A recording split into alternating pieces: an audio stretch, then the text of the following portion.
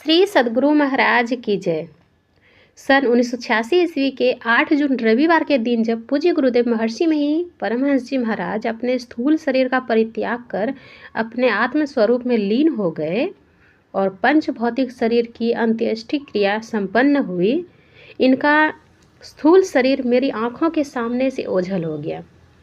तब मेरे मन में बड़ी व्याकुलता हुई कि अब हम क्या करें। पूज्य गुरुदेव सशरीर थे तो रात दिन सेवा में लगा रहता था।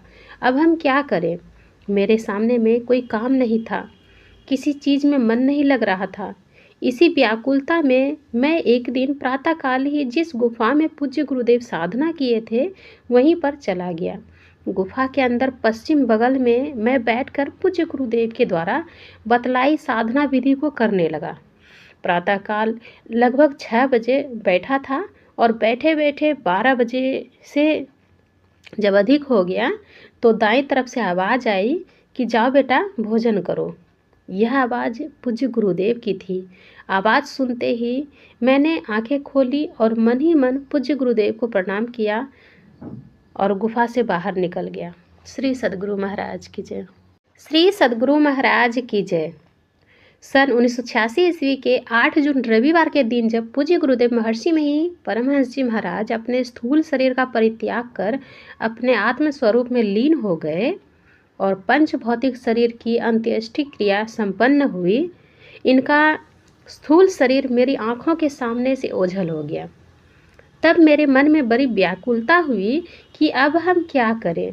पूज्य गुरुदेव सशरीर थे तो रात दिन सेवा में लगा रहता था। अब हम क्या करें। मेरे सामने में कोई काम नहीं था, किसी चीज़ में मन नहीं लग रहा था।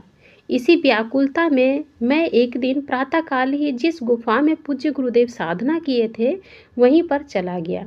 गुफा के अंदर पश्चिम बगल में मैं बैठकर पूज्य गुरुदेव के द्वारा बतलाई साधना विधि को करने लगा। प्रातःकाल लगभग 6 बजे बैठा था और बैठे बैठे 12 बजे से जब अधिक हो गया तो दाईं तरफ से आवाज़ आई कि जाओ बेटा भोजन करो। यह आवाज़ पूज्य गुरुदेव की थी। आवाज़ सुनते ही मैंने आंखें खोली और मन ही मन पूज्य गुरुदेव को प्रणाम किया और गुफा से बाहर निकल गया। श्री सद्गुरु महाराज की जय।